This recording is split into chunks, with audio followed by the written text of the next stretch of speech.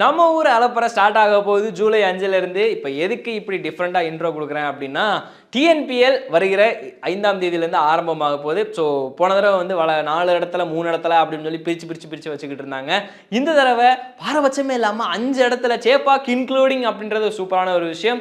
So நம்ம ஊர் நம்ம கெத்து மறுபடியும் ஸ்டார்ட் ஆக போகுது. அது முதல்ல இன்ட்ரோ கொடுக்கணும் இல்லையா? ஸோ இந்தியா ஹவுஸ் நேயர்கள் அனைவருக்கும் மறுநாள் வணக்கம்.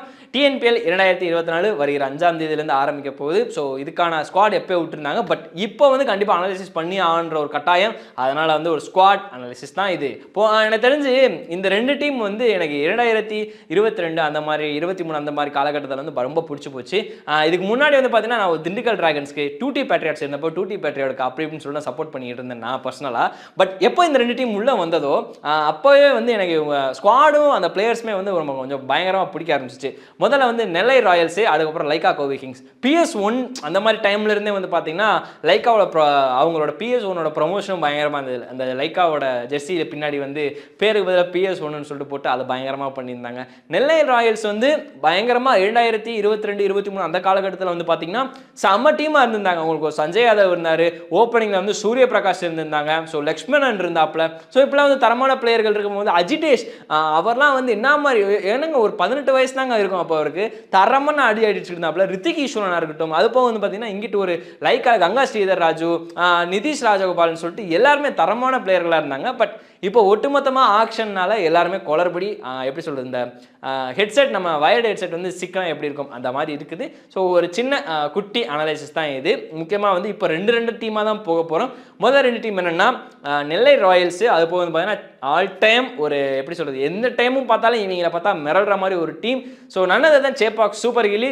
2 டீமுமே வந்து பார்த்தீங்கன்னா ஒரு ஓவர் வியூவாக சொல்லிடுறேன். நெல்லை ராயல்ஸ்க்கு வந்து ஒரு பேட்டிங் அதிரடி படையாக இருக்கிற மாதிரி இருக்குது. பவுலிங்கை பொறுத்த வரைக்கும் கொஞ்சம் வீக்காக தான் இருக்கிறாங்க. இங்கிட்டு சேப்பாக் சூப்பர் கில்லிஸை பொறுத்த வரைக்கும் ஆல் சைடு ஆல்ரவுண்டர் பேக்கேஜாக இருக்கிறாங்க. பேட்டிங்கில் வந்து உங்களுக்கு ஒரு வாவா அப்ரஜித் இருக்கிற மாதிரி, இங்கிட்டு பவுலிங்கில் வந்து ஒரு தரமான ஒரு பவுலர்கள் இருக்கிறாங்க, பெரியசாமி மாதிரி ஒரு பவுலர்கள் இருக்கிறாங்க. பட் ஆனால் இங்கிட்டு வந்து ஒரு பொய்யாமொழி மாதிரி நெல்லையில் இருக்க போகும்போது அவருக்கு ஈக்குவலாக வந்து வேற ஒரு பவுலர்னு எடுத்து பார்த்தீங்கன்னா கொஞ்சம் கம்மியாக தான் இருக்காங்க. பாலு சூர்யா நல்லா போட்டிருக்காப்புல 2-3 வருஷமா. பட் அவருக்கு அடுத்து வந்து யார் அடுத்தடுத்து அப்படி இப்படின்னு சொல்லி பார்க்கும்போது கொஞ்சம் டவுட்டாக தான் இருக்கிறாங்க. சரி, ஓகே. இப்போ நெல்லை ஃபஸ்ட்டு பார்த்துரும். நெல்லையில் வந்து நிதிஷ் ராஜகோபால் அவரோட கேப்டன்சி தான் ஸோ வரப்போகுது, கண்டினியூ ஆக போகுது. 2023 கேப்டன்ஷிப் கண்டினியூ பண்ணார். கொஞ்சம் அப்படி இப்படின்னு தாங்க இருந்தது, பட் இருந்தாலும் பரவாயில்ல, மறுபடியும் கேப்டன்ஷிப்பில் போட்டிருக்கிறாங்க. முக்கியமான ஒரு காரணம் சஞ்சய் யாதவ் வந்து இப்போ அடுத்து வேற டீமுக்கு போயிட்டாங்க நடுவுலையே. பட் இப்போ வந்து பார்த்தீங்கன்னா அவரோட தம்பி சோனி யாதவ் இருக்கிறாங்க. ஸோ சோனி யாதவ் பொறுத்த வரைக்கும் சேப்பாக் சூப்பர் கில்லிஸில் 3-4 வருஷமா விளையாண்டவர். அண்டர் ஹேமங் பதானி அவரோட கோச்சிங்கில் தரமான ஒரு பவுலர் ஆல்ரவுண்டராக இருந்தாப்புல.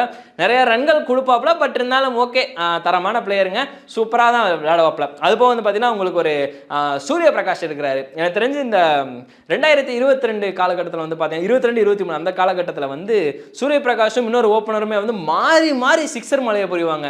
அப்படி இருக்க போகும்போது அந்த காம்போ நல்லா இருந்துச்சு. இப்போ இவருக்கு அடுத்து யாரு கூட ஓப்பனிங் பேர் ஆக போகுதுன்னு தெரியல.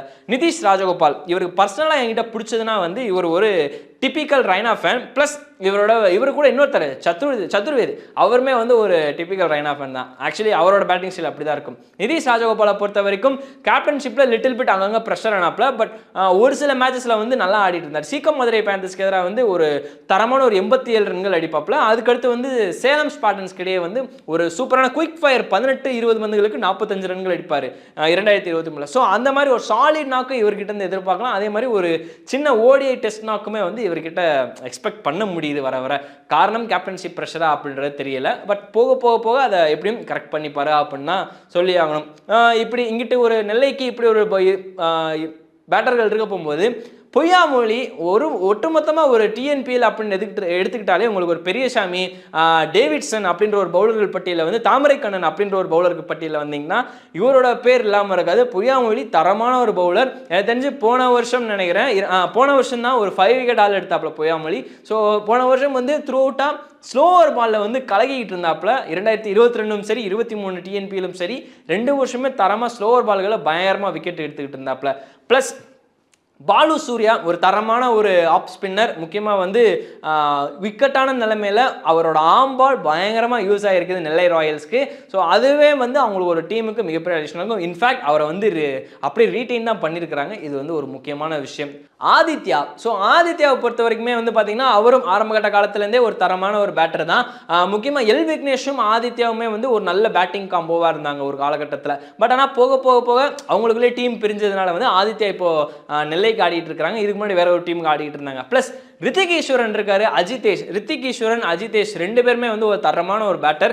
அஜிதேஷ் வந்து ஒரு இளம் வயது பயமறியா சிறுவன், ஒரு செம்மையான ஒரு பேட்டர். முக்கியமாக 2022 அந்த மாதிரி டைமில் டிஎன்பியில் வந்து பார்த்தீங்கன்னா ஒரு நாக் தரமாக ஆடுவாப்பில். 18 பந்துகளுக்கு 45 ரன் 44 ரன் அடிப்பாப்பில். ஸோ அந்த எங்கள் நெல்லையில் தான் அடிப்பார், திருநெல்வேலியில் கிரவுண்டில் தரமாக இருக்கும். அகெயின்ஸ்ட் த விண்டு செம்ம 6 போகும் அன்னைக்கு. ஸோ ஒரு குவிக் கன், ஒரு யங் கன்னே சொல்லலாம். தேவைப்படுற நேரத்துக்கு செம்மையாக அடிக்கக்கூடிய ஒரு பேட்டர். ப்ளஸ் அது போக ஒரு குவாலிட்டியான விக்கெட் கீப்பர் உங்களுக்கு இருக்கார். அஸ்வின் கிறிஸ்ட் ரொம்ப நாளாக டிஎன்பிஎல் விளாண்டுக்கிட்டு இருக்கிற ஒரு எக்ஸ்பீரியன்ஸ்டு பர்சன். ஸோ பயங்கரமாக பிக் பண்ணி தான் நெல்லை எடுத்துருக்காங்க அப்படின்றது ஒரு குறிப்பிடத்தக்க வேண்டிய விஷயம். ஸோ கேபி கார்த்திக் பொறுத்த வரைக்கும் வந்து பார்த்தீங்கன்னா சீகா மதுரை பேந்தர்ஸ்லேருந்து மதுரை சூப்பர் ஜெயின்ஸ் டீம் இருந்தது. அப்போ வந்து கேப்டன்ஷிப் ஆகி தலைமை வந்து எல்லா மதுரை மக்களையும் பிடிச்சிட்டாப்ல. அதுக்கப்புறம் வந்து ஒரு டைட்டில் அடிச்சு கொடுத்தாரு. டைட்டில் அடிச்சு கொடுத்து முடித்ததுக்கப்புறம் இங்கிட்டு நெல்லை ராயல்ஸ்க்கு வந்தாங்க. நெல்லை ராயல்ஸ் வந்து டீசெண்டாக பண்ணிட்டு இருந்தாப்புல. இப்போ 2023 வந்து ஒரு செஞ்சுரி அடிப்பாப்புல. கம்மியான பந்துகள் 52 பந்துகளில் 53 பந்துகளே செஞ்சுரி அடிப்பார். ரொம்ப கஷ்டப்பட்டு அடிப்பாப்புல. பெங்களூரில் கோவையில் மேட்ச்சு, கோவையில் தரமான ஒரு செஞ்சுரி அடிப்பாப்புல. ஸோ அதெல்லாம் பார்க்கறதுக்கு நல்லா இருந்தது. பட் ரிட்டன் அந்த கேபி கார்த்திகை நம்ம மறுபடியும் பார்க்கணும் அப்படின்றது வந்து ஒரு மிகப்பெரிய ஆசைன்னு தான் சொல்லி ஆகணும். ஸோ நெல்லை ராயல்ஸை பொறுத்த வரைக்கும் உங்களுக்கு ஒரு பாலு சூர்யா, பொய்யாமொழிக்கு அப்புறம் வந்து ஒரு தரமான ஒரு பவுலர்கள் அப்படின்னா உங்களுக்கு ஒரு மோஹித் ஹரிஹரன் இருக்கிறாப்புல. மோஹித் ஹரிஹரனை பொறுத்த வரைக்கும் அவரோட கன்சிஸ்டன்சி அப்படின்னு சொல்ல முடியாது. அங்கங்கே கொஞ்சம் தேவையான அளவுக்கு விக்கெட் எடுக்கிறாப்புல. அதே மாதிரி கொஞ்சம் ரன்களை லீக் பண்ணுறாரு. ஸோ இங்கிட்ட ஒரு பேட்டிங் வைஸாக ஒரு தரமாக இருக்கிறாங்க, பவுலிங் வைஸாக கொஞ்சம் அப்படி இப்படின்னு இருக்கிறாங்க. இது வந்து நெல்லை ராயல்ஸ் டீமோட ஒரு ஓவர்வியூ. ப்ளஸ் ஒவ்வொரு பிளேயரை பற்றியும் பேசியாச்சு. சிஎஸ்சி சேப்பாக் சூப்பர் கில்லிஸ் அப்படின்னு எடுத்துட்டோம்னா இவங்களை பொறுத்த வரைக்கும் த்ரூ அவுட்டாக அந்த டிஎன்பிஎல் அப்படின்னாலே இவங்க இருப்பாங்க. எப்படி வந்து ஒரு வருஷமும் திண்டுக்கல் டிராகன்ஸை பார்த்தா எல்லாருமே கொஞ்சம் அப்படி இப்படின்னு பயப்படுவாங்களோ, இங்கே சேப்பாக் சூப்பர் கில்லிஸை பார்த்தாலும் பயப்படுற காலமும் உண்டு. ஒரு என்ன சரீஷா இருக்கட்டும், ஒரு ராஜகோபால் சதீஷா இருக்கட்டும், அது போக வந்து பார்த்தீங்கன்னா உங்களுக்கு ஒரு பாபா அப்ரஜித்தா இருக்கட்டும். ஸோ இந்த மாதிரி ஒரு தரமான அனுபவம் உள்ள பயங்கரமாக சாலிடாக விளாடக்கூடிய பிளேயர்கள் இருக்கிறாங்க. என் ஜெகதீசன் அங்கே தான் இருக்கிறாரு அப்படின்ற ஒரு விஷயமும் குறிப்பிடத்தக்க வேண்டியது. அண்ட் முக்கியமாக பவுலிங்கில் அவங்களோட பெரிய தூணா சிலம்பரசன் இருக்கிறாரு. அண்ணன் வந்து ரொம்ப வருஷமாக டிஎன்பிஎல் விளாண்டுக்கிட்டு இருக்காரு. இன்னும் அவருக்கு வந்து ரிட்டையர் ஆகிற ஐடியாவே வரல போல. நான் ஃபிட்டு தான் ப்ரோ, நான் ஆடுறேன்னு சொல்லிட்டு ஒவ்வொரு தரமும் தரமாக ஆடிட்டு இருக்கிறாப்புல. ப்ளஸ் அது போக வந்து பார்த்தீங்கன்னா உங்களுக்கு பிரதோஷ் ரஞ்சன் பால், முக்கியமாக வந்து நம்ம இதுக்கு முன்னாடி நெல்லையில் விளாண்டுக்கிட்டு இருந்தாப்புல. பிரதோஷ் ரஞ்சன் பாலை பொறுத்த வரைக்கும் இவங்க 2 பேரும் காம்போவும் நல்லாயிருக்கும்.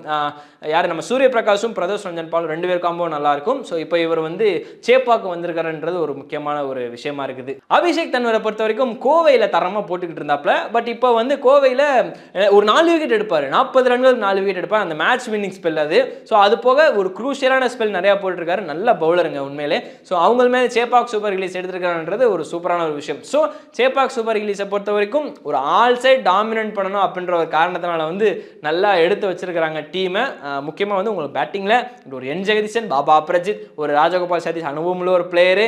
ஸோ அது போக வந்து இங்கிட்ட உங்களுக்கு ஒரு எம் சிலம்பரசன் இருக்கிறாப்புல. அது போக உங்களுக்கு ராஜகோபால் சதீஷ் அண்ணா அவர் வேற பவுலிங் போடுவார். ஸோ இந்த மாதிரி ஒரு அனுபவம் உள்ள பிளேயர்கள்லாம் இருக்கிறப்போ வந்து பாலுசூர்யா அவருமே இருக்கிறாப்புல. ஸோ இந்த மாதிரி ஒரு அனுபவம் உள்ள பிளேயர்கள் இருக்கும் போகும்போது உங்களுக்கு ஒரு டீமாக பார்த்தீங்கன்னா ஒரு ஓல் கோராக தரமாக இருக்குது. ஸோ அதனாலே வந்து சேப்பாக் சூப்பர் கில்லிஸ்க்கு ஒரு மிகப்பெரிய அட்வான்டேஜ் இந்த டோர்னமெண்ட்டில் இருக்கும். என்னதான் வந்து இவங்க ஒரு சைடு பேட்டிங்கு நெல்லை ராயல் கிங்ஸ் அப்படின்ற ஒரு பேட்டிங் பவர் இருந்தாலும் இங்கிட்ட ஆல்ரவுண்டராக ஒரு பேக்கேஜ் இருக்க போகும்போது யார் சார் வேணான்னு சொல்லுவா.